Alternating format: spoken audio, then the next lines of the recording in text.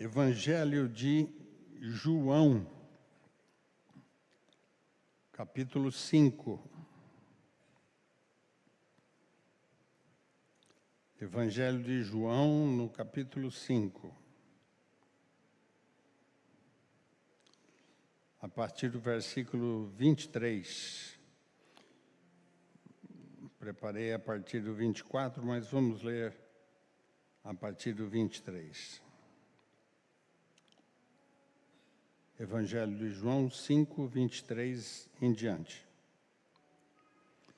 Diz o seguinte a palavra do Senhor: a fim de que todos honrem o Filho do modo por que honram o Pai. Quem não honra o Filho, não honra o Pai, porque foi o Pai que o enviou. Foi o Pai que enviou o Filho. Agora sim, versículo 24. Em verdade vos digo, quem ouve a minha palavra e crê naquele que me enviou, tem a vida eterna. Não entra em juízo, mas passou da morte para a vida. Amém? Pode se assentar, por favor.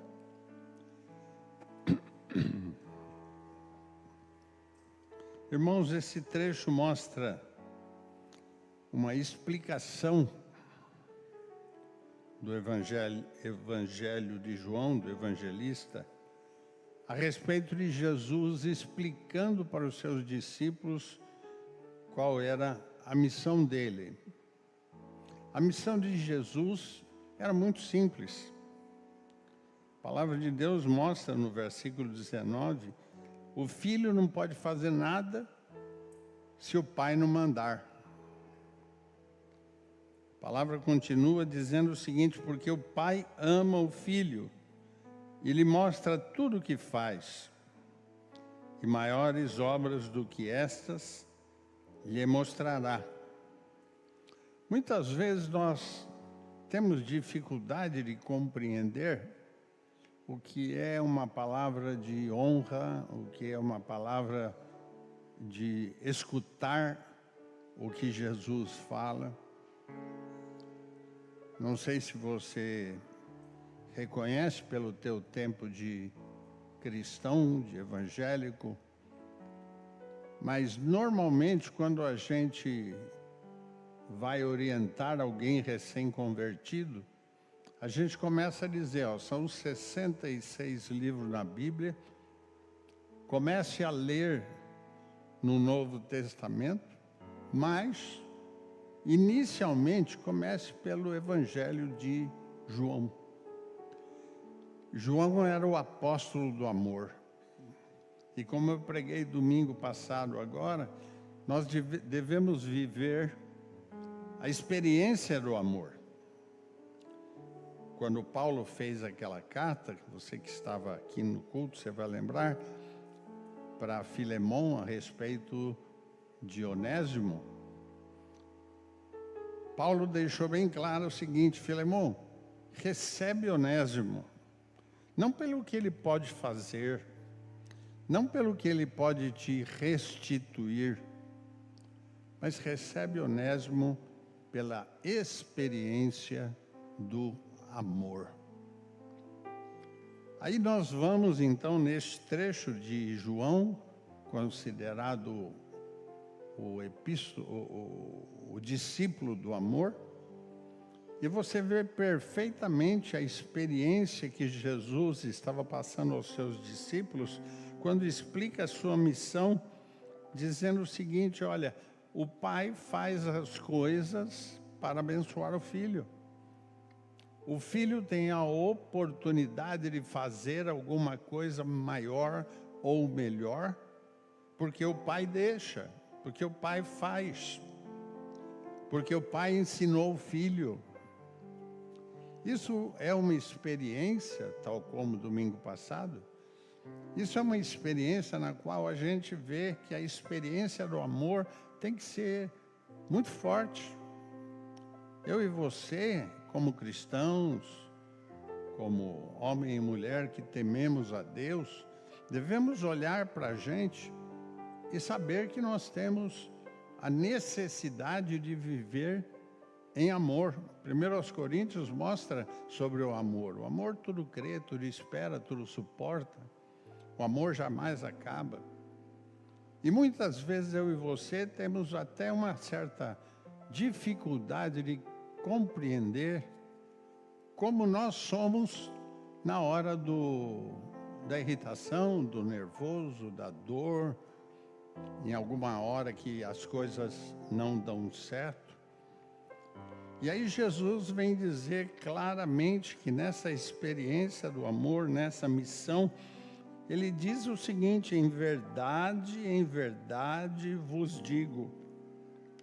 Já me chama a atenção porque muitas vezes na Bíblia nós vemos esta frase repetida: em verdade, em verdade. Em verdade, em verdade. Por que que existe essa repetição? Não é uma vã repetição, mas é para deixar bem claro. O dia que você reconheceu Jesus como Senhor e Salvador da sua vida, pode ter certeza que Jesus estava dizendo, que o Espírito Santo estava dizendo: preste atenção, em verdade eu te digo. Em verdade você vai mudar a sua história. Em verdade Deus vai transformar você. Em verdade eu te digo. E Jesus está dizendo aos seus discípulos: em verdade eu digo para vocês, quem ouve a minha palavra. Oh, queridos, uma das coisas que chama demais atenção nessa missão de Jesus é Jesus dizer o seguinte: você tem que me escutar, você tem que me ouvir. Ah, como é difícil, meus irmãos, a gente conseguir obter a atenção de pessoas. Como é difícil, meus irmãos, olhar para alguém, tentar falar alguma coisa, tentar explicar alguma coisa, e muitas vezes a atenção da pessoa a gente não consegue segurar. Muitas vezes a gente não consegue entender uma distração, uma ligação de um celular.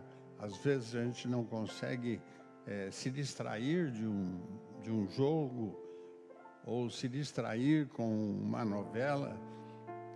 E muitas vezes eu tenho que olhar para você e dizer assim: escuta, gente, você também que está aí nas redes sociais, você que está sentado aqui ou sentado no altar, preste atenção.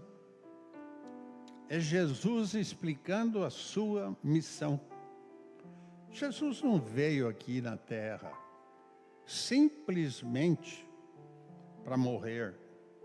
Jesus não veio simplesmente para dizer assim: ó, o Pai me mandou aqui, logo vem o Espírito Santo. Jesus não veio simplesmente para dizer assim: ó, João Batista está pregando aí, convém que ele cresça e que eu diminua. Não, a gente pode notar que Jesus está dizendo assim: ó, em verdade vos digo, aquele que me ouve, ou seja, aquele que presta atenção no que eu estou falando. Procure lembrar um pouquinho, nem que seja por um pouco de tempo mesmo, como foi o tempo em que você prestava atenção nas aulas, no teu colégio, no pré-primário, e você se achava muito bom porque você tinha boas notas? Você com certeza teve um bom professor? Você com certeza conseguiu escutar porque você gostava da matéria? Em verdade eu vos digo.